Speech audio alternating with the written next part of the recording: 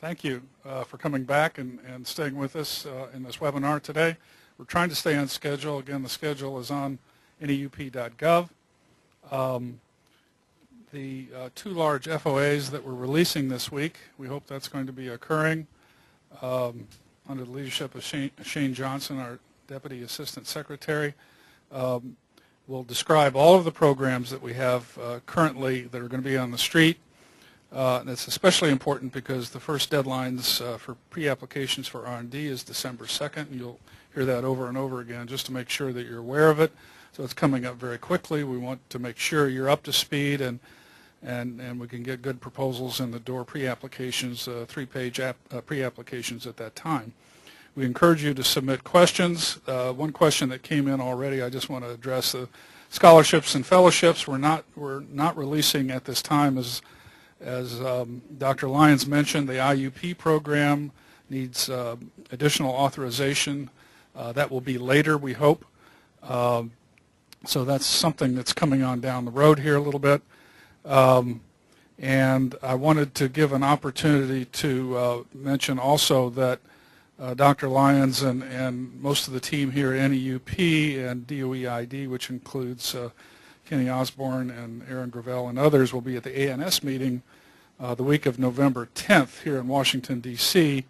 So we'll be available to answer some questions at that time. We're trying to make sure that we stay in touch with the community and able to answer your questions as they occur and stimulate the best proposals that we can get. I mentioned I want to do that, and I want to turn it over to Brad Williams, who's our team lead at DOE, to answer some of the early questions just to show that we're, in fact, actually listening to your questions that are coming in and can answer those immediately. Brad? Thank you. Thank you, John, and welcome to everyone out there. We had a few questions come in during the break, and I just wanted to quickly address them. The first question was related to a nuclear summer school at Brookhaven and San Jose State. NE has previously sponsored radiochemistry summer school through the Fuel Cycle Technologies program. That has traditionally been outside of the scope of NEUP and was something funded directly. We do not currently have plans in either of the solicitations that we will talk about today to fund summer school activities. I believe the Seaborg Summer School was actually something that has been previously supported mostly through the Office of Science. So that is not part of today's discussion. The second question was related to when proposals are due. You will hear details of that, including all of the dates for pre-applications and full applications in about 5 to 10 minutes, but to answer that question, the full applications are due April 3rd and pre-apps are due on December 2nd. And there was a third question, I believe, as well. Again, considering San Onofre, is there a place for proposals that addresses issues associated with steam generator modeling? The question is related to whether there's a place within the current work scopes for steam generator modeling. I believe this actually originally came in prior to the webinar and then was again addressed here. We plan to discuss that during the NEAMS work scope session in detail, and this is a very good point. One of the things we want to do in this webinar is have the dialogue. If there's something that we aren't currently requesting that we really need to be requesting, we want to have that feedback from the community. But this specific item will be addressed later on in the NEAMS work scope. Is there anything else? A follow-up question. Is there a place for a proposal to address fluid structural interaction problems? Yeah. Fluid structural interaction problems also are funded through CASTLE, through that project in the hub associated with grid-to-rod fretting, for instance, which can occur in a lot of places, those type of vibration problems. I think you're going to see in the FOA this year there's some connections between our work scopes and the CASTLE set of problems that we're going to encourage, which is one of the minor well, I'll call it one of the minor modifications that we have this year. When you see the FOA, you're going to see that connection with the Castle projects, and we encourage you to make that point when you're submitting your proposals in the various work scopes. So that's a good question. We do have some improvements this year, some changes for the FOAs that we're going to discuss right now as we go through the process.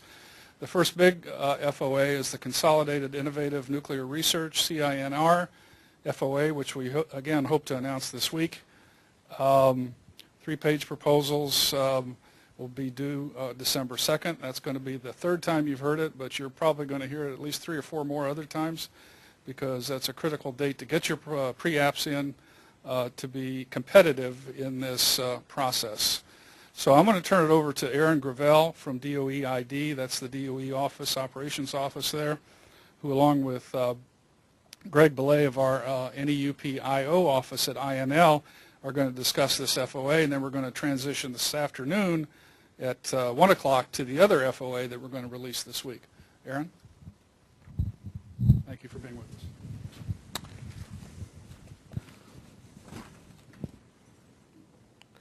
Good morning. My name is Aaron Gravel, and I work with DOE Idaho at the operations office there, and I'm a contract specialist, and for the purposes of this funding opportunity announcement, I'll be the grants administrator.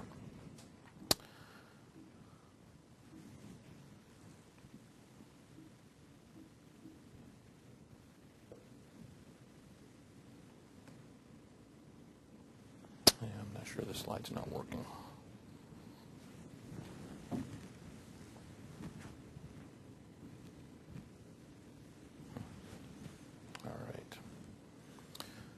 Just a quick slide here to help you ask questions this morning. If you haven't done that before, you'll need to go to the GoToWebinar software and type your question in the question and comments field. If your question does not get answered today, just give us a little bit of time, and we'll be sure to get that answer in writing.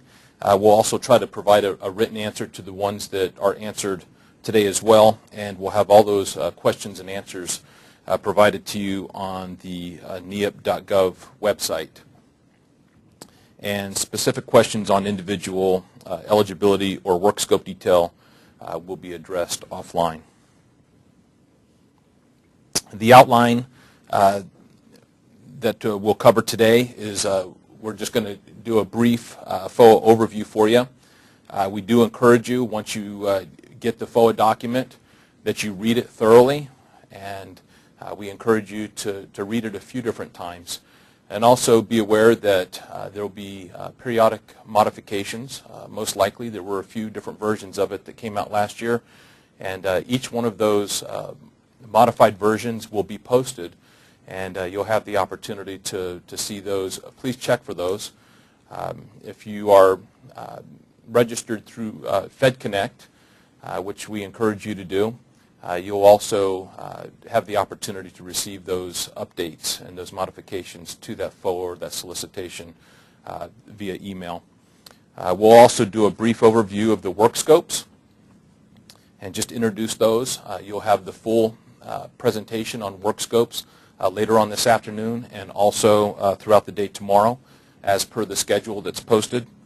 We'll also address now key changes in the FY14 FOA and talk about linking the NER&D with the GSI proposals, and then finish up with the review process, tools, and submissions. As you've heard, this funding opportunity is for Consolidated Innovative Nuclear Research, and it's being referred to as the CINR FOA.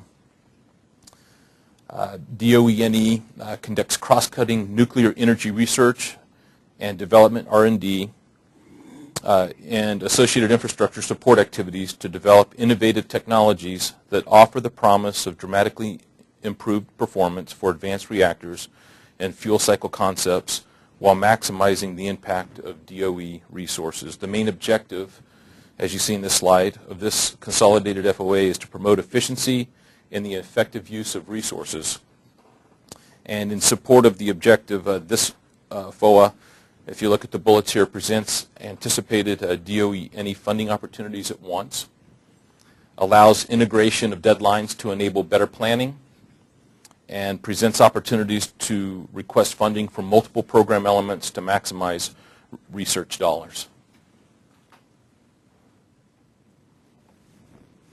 Some of the highlights of this funding opportunity announcement: the funding mechanism is a cooperative agreement for all program areas, and all of these will be awarded and issued out of the Idaho Operations Office. Collaborative opportunity, university-led R&D applications can be linked to the GSI FOA, which will be introduced and discussed later this afternoon. Continuation of FY13 eligibility requirements. Ensure R&D is delivered in necessary timelines to support programmatic missions. Encourage diverse participation, and based on performance and project load. You can find this FOA on grants.gov. We encourage you to be registered, to get registered on grants.gov. And if you haven't done that, it is a process that you'll have to go through. And if you go to grants.gov, the instructions are provided there. And they also have a 800 number and some other help resources so that you can get registered on the grants.gov website. This FOA number is DEFOA 0000998. All applications for this FOA will be accepted through the neap.gov website. Some important dates that we wanted to cover with you this morning for this FOA. The release date will be Thursday, sometime Thursday, October 31st, so the day after tomorrow. Our pre-applications for this FOA are due on December 2nd, 2013. The full application will be called for on February 27th, with full applications due on April 3rd. And the IRP applications will also be due on April 3rd. The FOA is organized in the following manner. We'll have university-led R&D, which is the NEAP work scopes. And we'll have program supporting and mission supporting research elements there. University National Laboratory or industry-led R&D, which is the NEAT work scopes. And that'll have a program supporting research element. And the university-led program-directed integrated research projects is also a NEAP work scopes, and that is program-directed as well.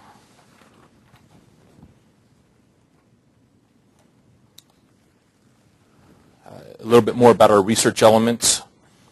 For mission supporting R&D, this is generally more creative, innovative, and transformative, but must also support the NE mission. Mission supporting activities that could produce breakthroughs in nuclear technology are invited to respond in response to this FOA, including research in the fields or disciplines of nuclear science and engineering that are relevant to NE's mission, but may not fully align with the specific initiatives and programs identified in this particular funding opportunity announcement. U.S. university PIs may apply in support of fuel cycle R&D, RC, RD&D, and nuclear energy. For program supporting R&D, this is focused more directly on programmatic needs and is defined by the statement of objectives developed by the responsible programs. This R&D should be focused and responsive to the representative statement of objectives, which are not specific to a discipline but can be limiting as defined by the project objective. And U.S. university PIs may apply in support of fuel cycle R&D, nuclear reactor RD&D, nuclear energy advanced modeling and simulation, or NEAMS, or the NEAT cross-cutting technology development. I might note that a national laboratory, U.S. universities, and U.S. industry PIs may apply in support of the NEAT CTD. Program-directed R&D or the integrated research projects comprise a significant element of DOE's innovative nuclear research objectives and represent the program-directed component of the NE strategy to provide R&D solutions that are most directly relevant to the near-term significant needs of the NE R&D programs. IRPs are significant projects within specific research areas. U.S. university PIs may apply in support of fuel cycle R&D, nuclear reactor RD&D, and nuclear energy here as well. In our university-led R&D area, the award size for program supporting will be up to $800,000. In mission supporting, up to $400,000, with anticipated period of performance up to 3 years. Eligibility, only universities are eligible to lead, and universities, national laboratories, and industry are eligible to collaborate. Our estimated funding level is approximately $33 million, and it's anticipated that we'll award about 40 awards. For university, national laboratory, or industry-led, our award size on all projects, all projects are program supporting in this area. For NEAT, it's up to $800,000 for project duration, up to 3 years, or up to $1 million for project duration, up to 3 years. And again, that's the differentiation is whether you're applying under NEAT 1 or the second bullet there is NEAT 2 and 3. Eligibility, universities, national laboratories, and industry are eligible to lead or collaborate. And our estimated number of awards under each program area or work scope for AMM, which is Advanced Methods for Manufacturing, 3, Advanced Sensors and Instrumentation, 5, and Reactor Materials, 5. Anticipated that we'll make 5 awards there. For the IRP, its award size for the integrated approach to fluoride high temperature reactor technology and design challenges will be up to $5 million. Sensors and delivery devices for dry storage of used nuclear fuel, up to $3 million. Forced helium dehydration, vacuum drying of used nuclear fuel, up to $4 million. And transient test instrumentation R&D, up to $3 million. And the period of performance here as well is up to 3 years.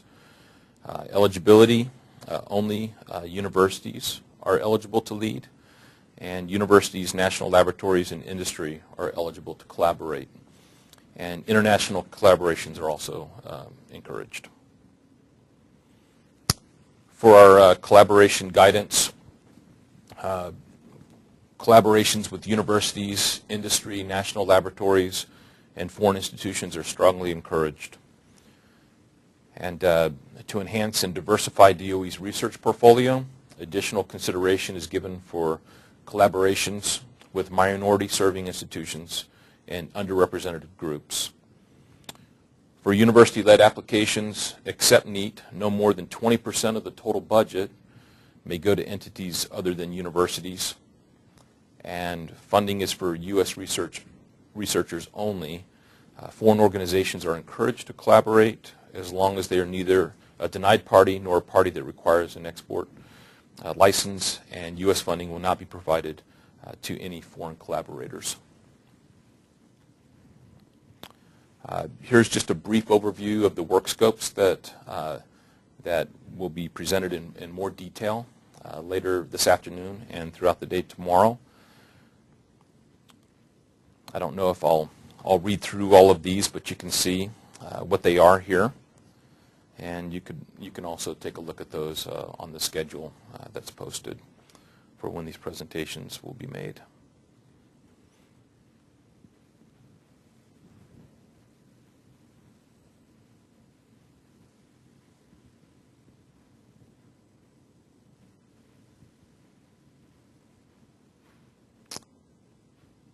And there's a few of these slides, so you can go back and look at this as well if you would like to see these in a little bit longer and look at them.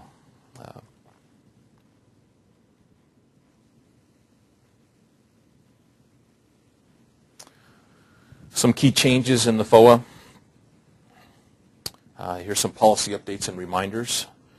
PIs and collaborators are considered final when the pre-application is submitted. Extenuating circumstances will be addressed as needed. The PI is responsible for selection of the appropriate work scope. Full proposals must be competed in the work scope to which the pre-applications were submitted. For review purposes, conflict of interest restrictions will be attributed to the individual, not to the institution. And individuals and institutions are responsible for not exceeding the submission limits. Some submittal guidelines for university PIs.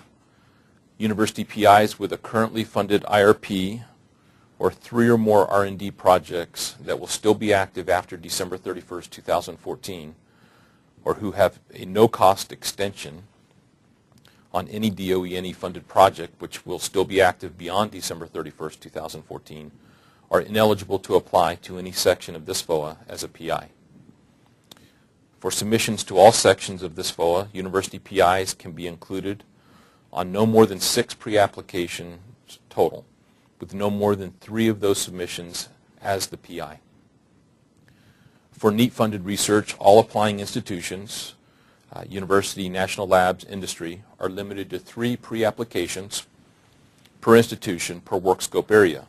If a university PI is designated as the lead, these submissions will count toward the above overall university researcher limitation of being associated with no more than 6 pre-applications total in response to all sections of this FOA, with no more than 3 of those associations being as the lead PI. For IRPs, an applicant is ineligible to submit an application as the PI if she or he is designated as PI for more than 1 currently funded DOE NE project that will still be active beyond December 31st, 2014. And a PI may have no more than 1 IRP or 3 R&D projects funded at any time, and may therefore not submit more full applications than would be allowed by these restrictions should these applications be selected for funding. And some submittal guidelines. Institutional, for need only, restrictions are attributed to the institution, not the individual. Institutions are limited to 3 pre-applications per work scope area. If a university PI is designated as the lead, these submissions will count toward the overall university PI limitations described for other sections. And then institutions are responsible for not exceeding the submission limit. For cost sharing, for applications led by universities, cost sharing is encouraged but not required.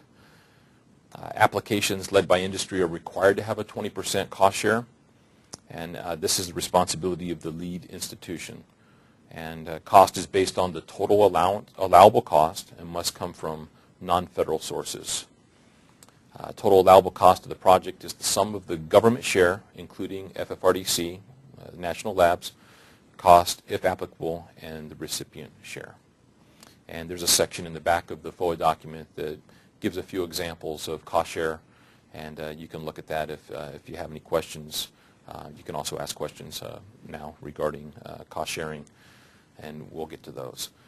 I'd now like to turn the time back over to Brad Williams, and he will talk about Appendix D.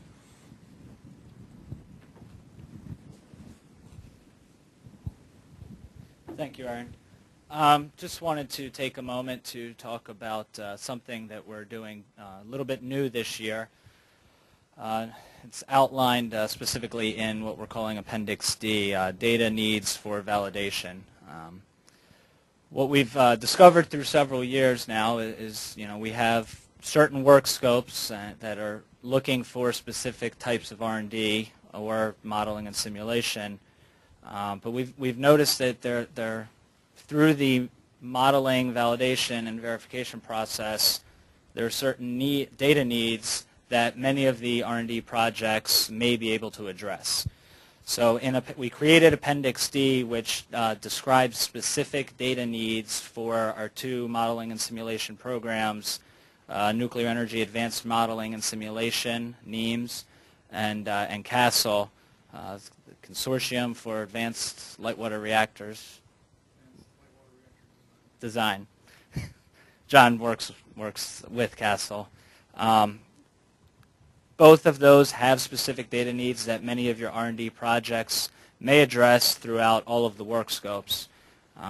Appendix D is not intended to be a specific work scope to submit a proposal. You would still write a proposal towards the other aforementioned work scopes, and if you think the data you will generate could benefit one of the two modeling programs and address the needs that are addressed in Appendix D, we have set up, and we're setting up in the system where you can link your proposal to Appendix D, and that way we will know to look for those needs, and if awarded, we will make sure we coordinate and get the data in the form that will benefit the modeling and simulation program, as well as the R&D program that is awarding the project.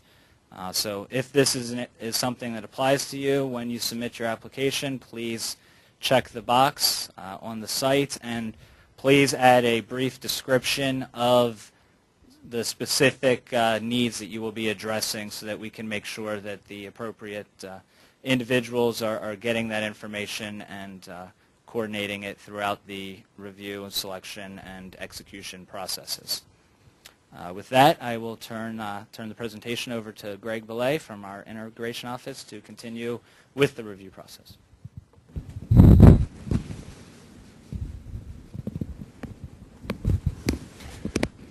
Thank you, Brad. I'd like to speak to you today about the processes that will be associated with responding to the funding opportunity announcement. I'd like to start with the ability you have to link your NE R&D proposal with a general scientific infrastructure proposal. As you know now, NE also supports the purchase of general scientific equipment. That will be the subject of a separate funding opportunity announcement. You can also find that at grants.gov, and we'll have a professional courtesy copy hosted at neup.gov as well. That announcement seeks applications from U.S. universities and colleges for equipment and instrumentation infrastructure. All of the GSI applications that you submit, with the exception of one, must be linked to an R&D application. What that means is that you can submit as many applications as you like, but one or all of them must be linked to R&D with the exception of one. By facilitating that linkage, we're hoping that it enables DOE to maintain a tight tie to their mission with respect to the equipment purchases that they make. And we hope that it will allow you, the researchers, to coordinate and enhance your research proposals with additional dollars funded through the GSI funding opportunity announcement. The way that we will work the linkage this year is consistent with years past. If you do need additional equipment to perform the R&D and you choose to link that proposal with your R&D proposal, both will be evaluated by the criteria that are in their respective FOAs. Both must win in order to achieve funding on either one. When you choose to do that, the only mechanism you need besides responding to both solicitations is to appropriately click the radio button that will be available on the submission form. It applies only to applications submitted by universities, and as I mentioned, success will be predicated on a positive review in both programs. The need for your equipment should be immediate in your ongoing research program that you request funds for during this FOA. The review processes that will be used to support the review of your R&D solicitation will be the same as in years past. I'll go ahead and handle those briefly and then speak to you about the tools and submissions, which will also be the same as what you have used in the past. Again, we will be using a semi-blind process in terms of the full application. The pre-applications will come into our office, and they will run through the same relevancy review as well as a technical peer review. You will then be either invited or not invited based on the outcome of that review. You can certainly choose to submit a not invited proposal. However, an uninvited submitted full proposal must be judged as highly relevant to achieve a technical review. You'll be given 2 relevancy and 2 peer reviews in terms of the invited and not invited status.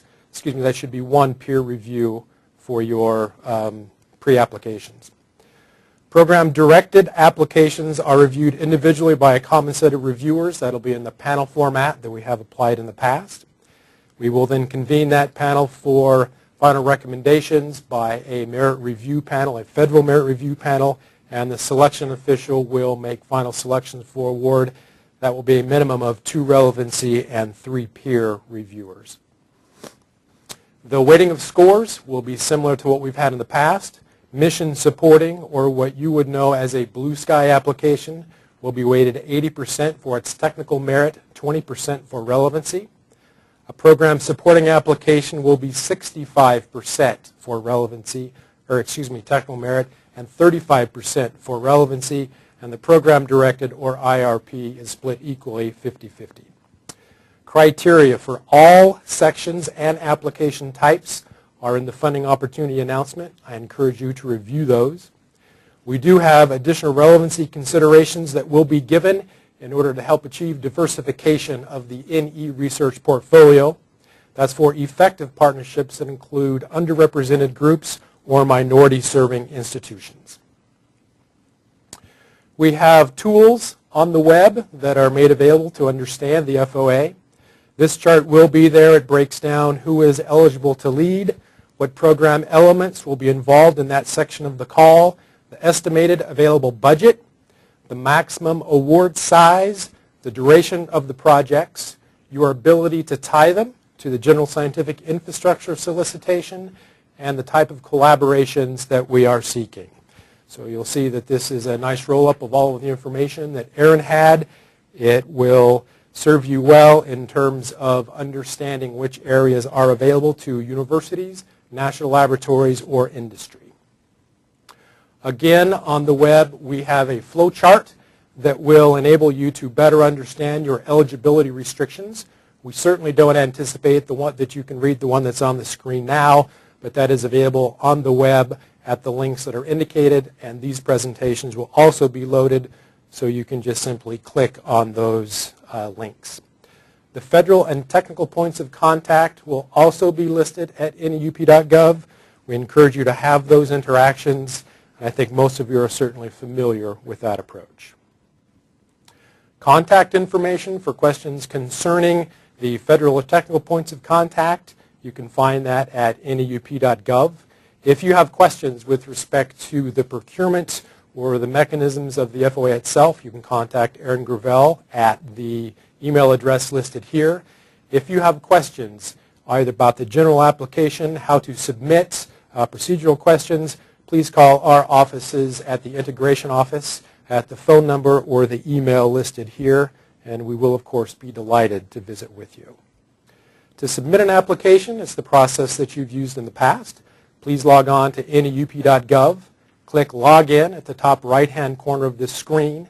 If you have user credentials, simply enter those into the system, and that will take you into the application process. If you need a new account, just either create a new account. If you forgot your password, there's tools to retrieve that, or simply call our office. Once you have logged in, please click on the Application tab. That'll take you to a list of all of the current and pending applications that are available. You can create a new one, and that will start you on your way to submission of the application.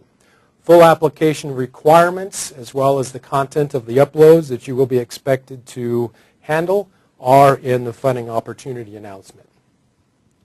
Again, here's some important dates. I know you've heard them multiple times. We will release on October the 31st. We will call for your pre-applications on December 2nd. Your full applications will be called for on February the 27th. That is the invited, not invited call that we have. Those full applications will be due on April 3rd, and the IRP projects will also be due on April 3rd.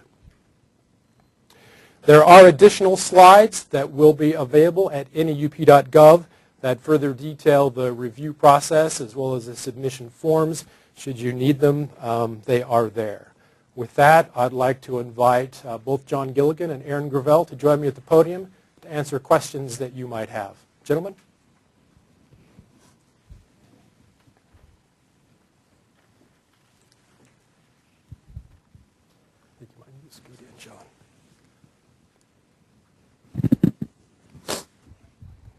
is the maximum award size for each year. Let me repeat that.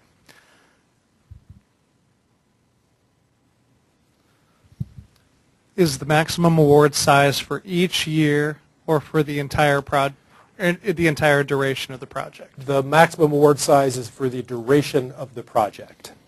So for instance, 800,000 is for 3 years.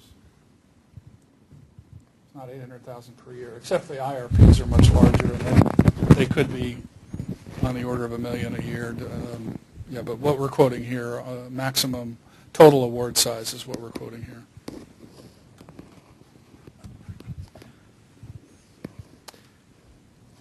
Are proposals addressing data needs restricted to those listed in Appendix D? Currently, those data needs listed in Appendix D are the ones we're specifically asking that you make a connection to. If there's other needs outlined in specific work scopes, those obviously would be appropriate for submittal into those work scopes. But as far as Appendix D, those are items are the specific things we're interested in. Is a postdoc researcher allowed to submit pre-applications or proposals as a PI? That depends on your individual university. Usually you can do that, but again, that depends upon your rules at your own institution and whether they allow you to do that. As an applicant, are we expected to review other proposals in other areas if needed? As an applicant, you may be requested to review other proposals in other areas. We do, of course, pay close attention to conflict of interest. As was indicated earlier in the talk, we will hold the conflict of interest at the individual level this year instead of the institutional level.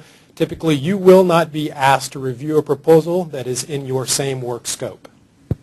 But we certainly are in need of high quality reviewers for our program, so you can contact Greg or any of us to volunteer to become part of our reviewer pool, which is approved and we feel is a very high quality reviewer pool.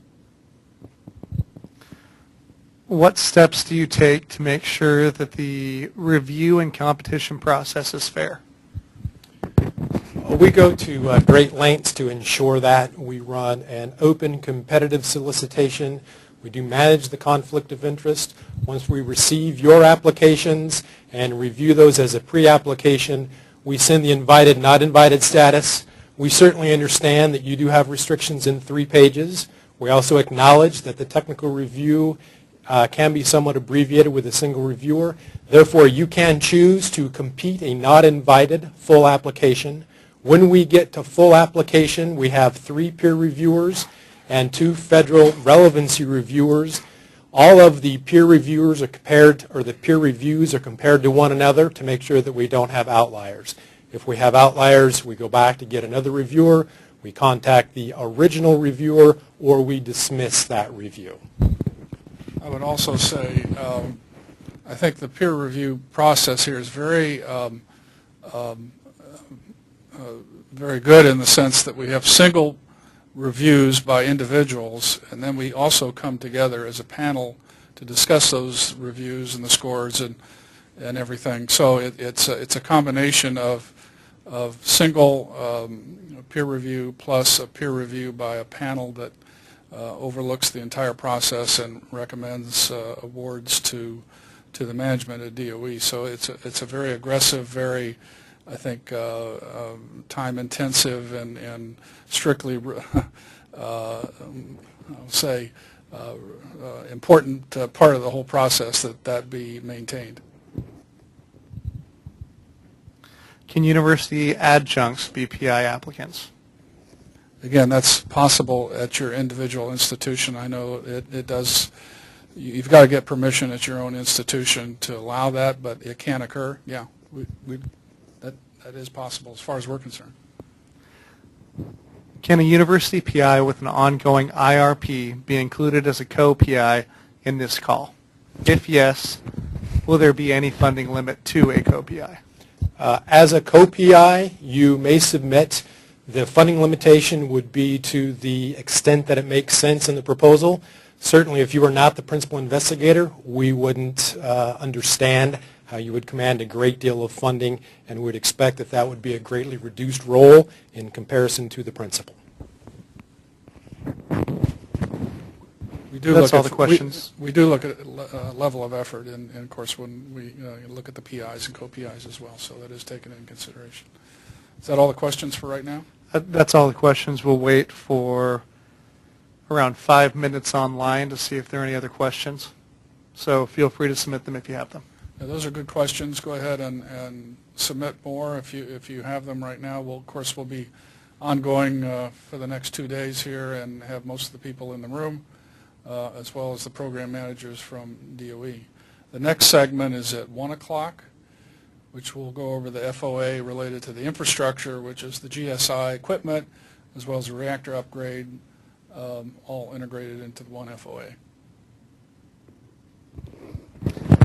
Can university faculty with DOE National Laboratory joint appointments be the PI of a proposal? It depends what you mean by appointment, how closely that is related to the work scope and to the work at hand and the conflict, and so it's kind of a general question, but it really gets down to specifics.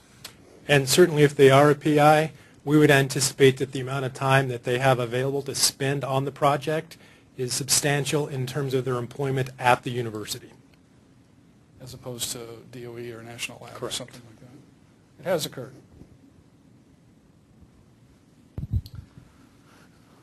What is the difference between a co-PI and a collaborator? Are listed collaborators interpreted as co-PIs? The terminology for the co-PI or the collaborator, we allow that as a professional discretion for the investigators. We recognize the principal investigator as the lead for the project, and in essence, everyone else on that project, in our eyes, is a collaborator. However, we understand that in terms of having multiple universities included, that you do have to have some functional recognition in terms of management roles at the additional institutions. That's where the term co-PI comes in. So that's clearly a project-specific terminology for us. Well, I would also expect co-PIs to get some funding on the project typically. Certainly. Collaborators, maybe not. They might contribute their own time or from their own industry position or something like that. Would be a little less involved perhaps with the project, but again, that depends on the individual application.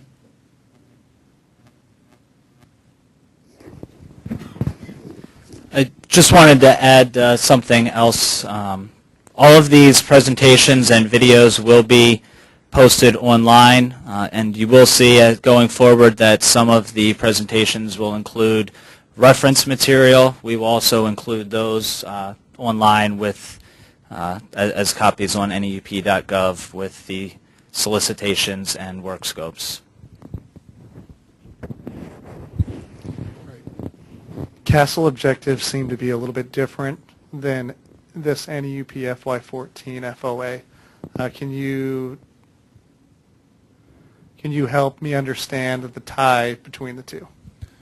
Well, let me just say in general, the CASEL objectives, it's a separate project, separately funded, and the validation needs there for experiments to validate the code are pretty specific to that project and what they're trying to do for in-core reactor design. So there's not necessarily a direct overlap between what in Appendix D and what some of our work scopes in other areas that are funded out of other sources of funding. So yeah, there may be a little bit of overlap, but not necessarily the same.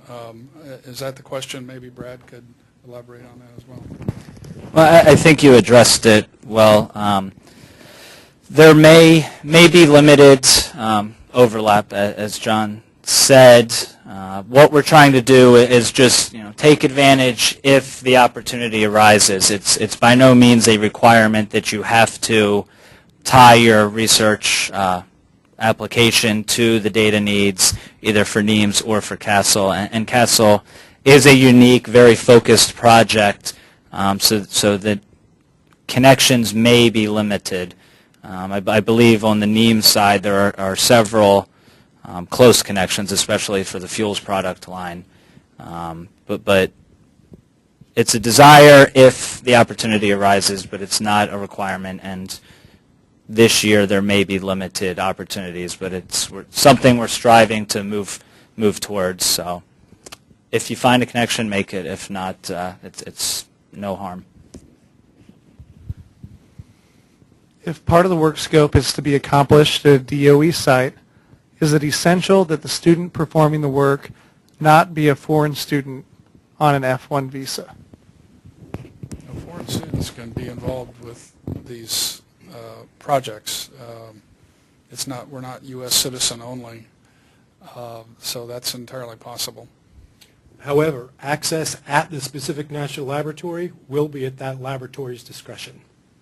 And also code access, of course, is determined by RSIC, and so that may affect what access a student may have from, in a particular case, to codes that may or may not be used in our projects.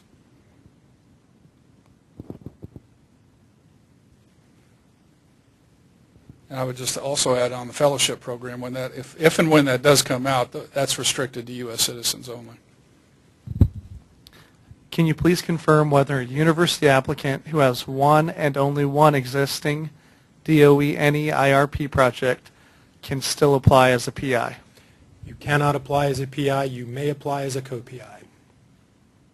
If you're the PI on an IRP right now. Oh, okay. Kenny is telling me that permanent residents are allowed on scholarships and fellowships if and when that comes out.